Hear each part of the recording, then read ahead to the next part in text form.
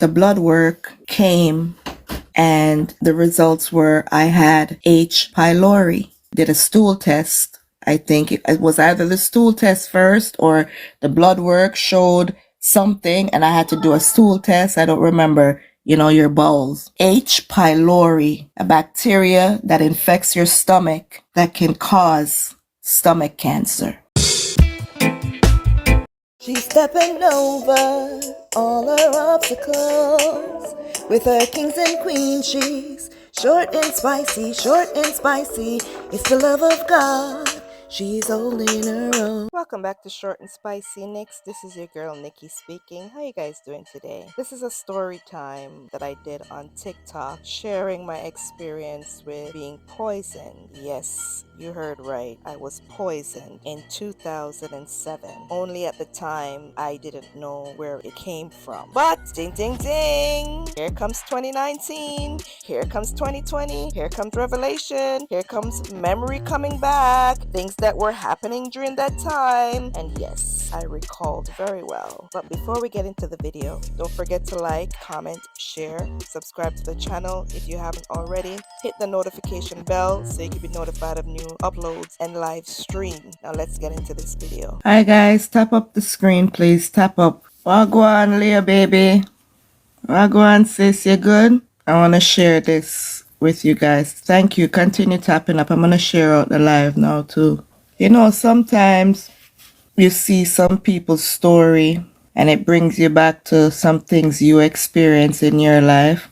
I have to share with people to bring awareness. If it means saving one life, that's good enough for me. So share out the live, please. Let me share it out to some other people so they could come in. Let's empower some people and bring awareness. There are too much people suffering, and not knowing where their suffering is coming from. So let's make them knowledgeable now. Have you guys ever heard of this stomach issue called H. pylori? It's a stomach bacteria that can cause cancer of the stomach. I had it. I'm going to share with you guys how I got it.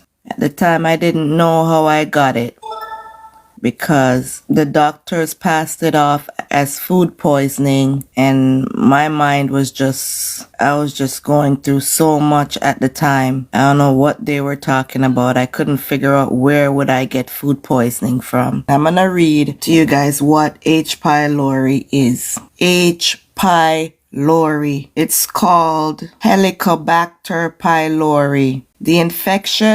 It's an infection of the stomach, and it occurs when the H. pylori bacteria infect your stomach. A common cause of stomach ulcers, peptic ulcer, so it could come from anywhere. So I was having, just stomach pain and headache and all of that in 2007. I lived with my children. At the time, I only had 3 children, the 2 boys and my daughter. And I lived in a building, in an apartment. And I hadn't seen my children's grandmother for a while, because she was always problem. She was always giving problems, always on me, always talking negative things about me, always carrying news, everything, you name it. She talked bad about me, right? And everyone knew it. So I tried my best to avoid her as much as I can. Hi, Farmer B. So that's how I was doing. I always avoid anyone that don't like me. There's no need for me to be around them or have them around me. But I remember one day I was home and I lived in the same neighborhood as my baby father's friend lived. I noticed that, after coming out of your place, I got housing. So I never told anyone where I lived. I think only my baby father knew where I lived, but he was conveniently in jail at that time. He's always in jail. And his friend, I guess, told his brother or his nephew. It's his nephew, but they grew up as brothers because his sister passed after childbirth. So the mother grew him and his nephew up as brothers. So his nephew came to my place and it was okay, because his nephew and I were okay. You know, I met him when he was 16, just came out of the Children's Aid Society because he was tied up in some criminal thing from a very young age, from the age of 11. So he was always in the system. That's the nephew. Both of them, both boys are always in and out of jail for whatever reason, one reason or the other. So he was out at the time, the nephew, and he came to my house. That was fine. But I noticed one day myself and the kids are home and my door start knocking. Mind you, I don't talk to this lady. Her and I are not friends. She's made it known to all of his friends, anyone that knows her, how much she doesn't like me. So you don't like me, I don't have to deal with you. I will deal with you because of your grandchildren, but you don't need to be at my house. And I don't need to be at yours. I don't need to talk to you on the phone. So I didn't have no conversation, no kind of interaction with her. So when I saw the person at my door looking through the peephole and I saw it was her, it took me a while because I was contemplating, should I let this, why is she at my door? How did she know where I live? Why you just pop up at my house like that? And this is a normal, regular thing that she would do. But this time, I didn't know this woman knew where I lived. She wouldn't even say to contact me and see if I was home or whatever. She just pop up at my door just to show you the cold, calculated demon that she is. So like I said, I was looking through the peephole and you know, she didn't even look straight in the peephole. She had her head sideways, looking sideways like that with bag in tow, like she's prepared. She's already prepared to stay. And because I was still with her son, even though he's in jail, and I thought my kids would love to see her, I let her in. Because I wasn't that type of person. I wasn't that type of person to pretend as if I wasn't there. So I opened the door and let her in. And that's her wards right in. And start make up nice so the kids could hear her. Always using my children as bait to get her way in. So when the kids hear her now, Grandma, Grandma, Grandma, where are my babies? She start make up appear nice, you know? That's them running. And that's when she look up, hi. And that's the same way how she talk. Hi. It's the same way down in her throat. She squeeze out the hi after popping up at my door. And I let this lady in. And you know, she not leave. And if you know me, how do you tell the mother of your baby father or your partner to leave? How do you say, you know, go home? When are you leaving? How do you say that? And she stayed over. And the next morning, I remember getting up and, you do your regular, brush your teeth, whatever. She's already up from the crack of dawn. She's already up before anybody else get up. And I hear her say to me, Nikki, me make you some tea. Me not thinking anything about it. I'm like, yeah, thanks. And I went in the kitchen. She's in the living room, sitting down. And I remember the tea wasn't too hot. It was okay, like warm. And I drank some of the tea. But for some reason, it's like something wouldn't make me drink off the tea. I couldn't tell you what kind of tea it was. I don't know if it was mint tea. I don't know what kind of tea. Because she's a person, when I say she come with her bag, she walk with a bag that no one basically would go in. It's not no little purse or anything. You don't know what is in that bag. But she always have her stuff that she make. She always have her stuff in her bag. She carry whatever she want in her bag. Because she prepared, right? Always have some little knickknacks, whatever you know. We have some big hearts, but some things I just teach. Yeah. Sometimes if we don't go through the things, Tiny, Leo baby, we wouldn't know that it's possible or what some people are capable of. Okay? And sometimes our big hearts overshadow our common sense and thinking out the box and thinking as evil people think. Remember, I said this was 2007 or late 2006. Now, if you calculate how much years that is, you would know that it's probably over 15 to 20 years. I'm 46 this year. So it's probably 24, you get me? 20 to 24 years, somewhere around there. So remember, I'm only in my early 20s, okay? I'm not as experienced as I am now. I'm not as informed and knowledgeable as I am now. So the me now would definitely not do what the me then had done. Making tea that morning is you, cause is your house. She too dry eye. Karma is a brute. That's exactly it. She's very dry eye. And I didn't realize that until I almost died again in 2019 by her hand. Remember, this is when everything started revealing to me. That's why I'm able to be sharing my story with you guys now. I didn't know this then. You get me again? Well, go on, Nikki. How you doing, sis? God bless you. Thank you for the gift. It's not the first time she's made me tea. When I was pregnant with my firstborn, I met her with this so-called natural thing, herbalist herb thing. That's the camouflage and the ruse that she comes under. You get me? And I'm going to give you more in detail about that part, right? How she tried to do it again in 2019. But this time in 2006, 2007, I was oblivious. I had no thoughts of this woman trying to hurt me and trying to poison me. Okay? Anyways, I gave it away. So I drank the tea, a little of the tea. I probably took a sup of the tea, a little drink. And it wasn't to my, or something made me not drink it. So I poured the rest of it down the sink. Didn't drink it off. I poured the rest of it down the sink. So even if I was vulnerable and naive, God was protecting me just the same. Because the weapon would form, but it won't prosper. So whatever her intentions were, God wasn't going to allow her to follow through with it, right? And the thing is, years after, like now in this time, it's made me wonder how much people she has done this to before.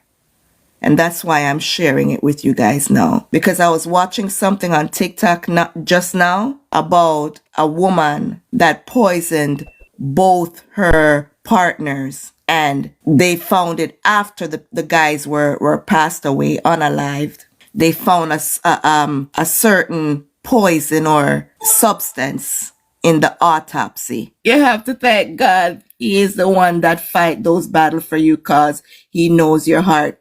Now, it may I try to tell you, Tiny, and I've heard this saying in the Bible and people preach about it. I've heard my evangelist come and say it many a times. Not even poison can't take you out when God's hand is over your life. And I'm a living proof. My heart is more than clean. I trust God to the fullest. I would be going through my battles and nobody would know because I'm not coming up here to complain about it. I share the story when I pass that part of my journey just to enlighten you guys and show you what the Lord can do and has done for me. Let me continue back in my story. So I poured the rest of the tea down the sink. And let me tell you, it wasn't long after, and the woman was there the whole time, I started feeling ill. And I wasn't feeling myself. I started feeling away. Most of the times I was feeling a bit dizzy. I woke up one morning and my heart just started racing out of my chest, just racing. Boom, boom, boom, boom, boom, boom, boom, boom. It's like a horse, like it was galloping. Boom, boom, boom, boom, boom, boom, boom, boom, boom. That's how my heart was going. And I was scared. I felt scared. Thought I was being unalived. I laid down, tried to go to sleep, and I just felt my head going whoom down in the pillow. I laid down on my back. I just felt like my whole, just my head, nowhere else. My head was just going down, sinking down in the pillow. I'm like, I'm like, oh my God, what's going on? I feel like I was dying. Said I'm going to go to the doctor. While she was there, went to the doctor. because she's there. So she was able to look at the kids. Went to the doctor. The doctor did tests and whatever. The test came back all right. I'm good. The doctor made an appointment for me to see a psychiatrist because obviously something is wrong with my mind because I'm good. My blood work's coming out good, whatever. I'm good. Next thing, I'm not feeling well. Still not feeling well. Go to the walk-in clinic by me. They test me. I don't remember if it was the same time or it's another time when she came back, but the blood work came and the results were I had H. pylori. Did a stool test. I think it was either the stool test first or the blood work showed something and I had to do a stool test. I don't remember. Your bowels. H. pylori, a bacteria that infects your stomach that can cause stomach cancer. Alarming amount. And I was put on some strong antibiotic. Who's at my house at the same time? The same mother-in-law. I don't remember if she had left and came back or what, but she was there again. And she tell me, say, oh, them sitting there now go work.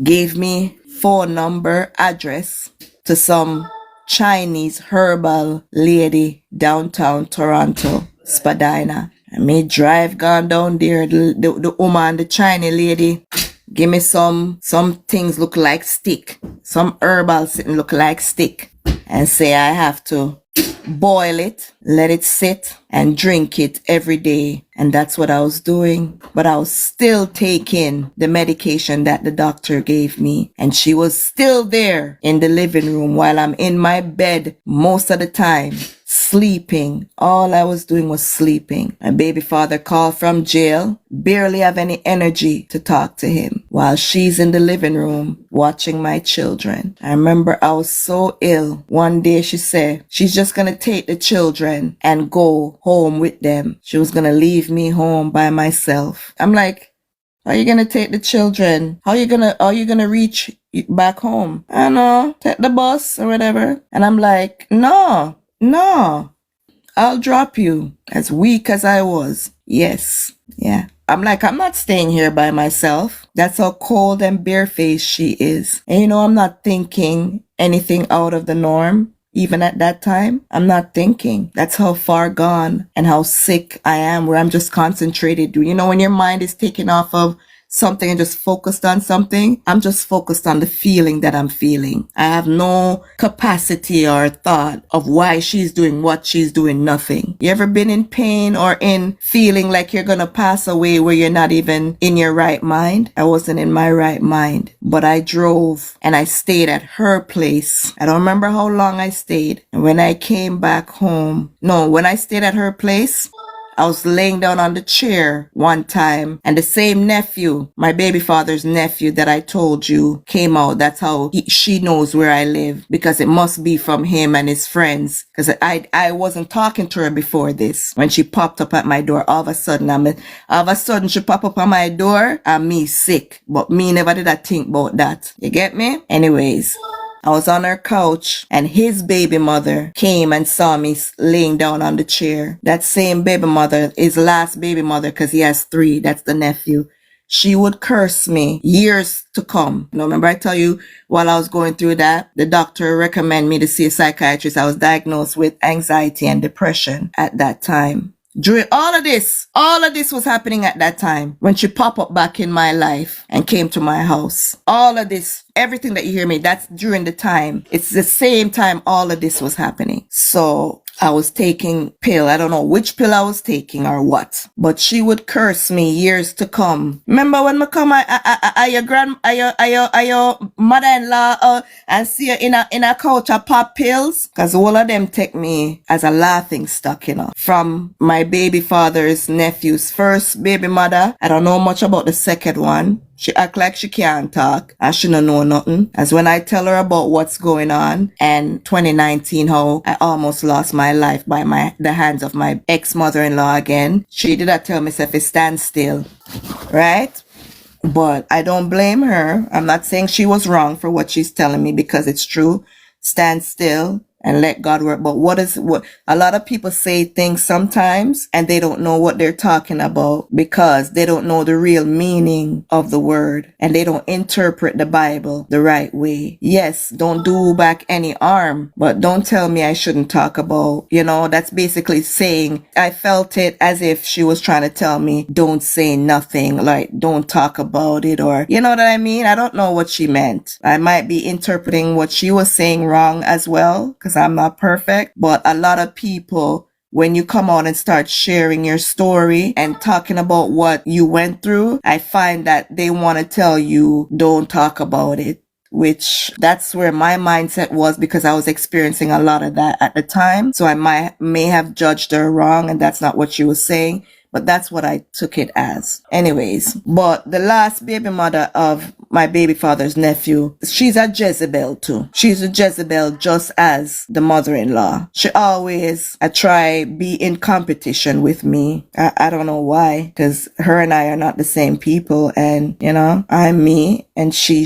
So I don't know. She's always trying to size up with me for what reason I really don't know. She always seems like she needs to be involved in my relationship with my baby father and the ins and out, and she always places herself in our relationship, for some, I don't know why, but that's another thing. That was her motive for coming at your house.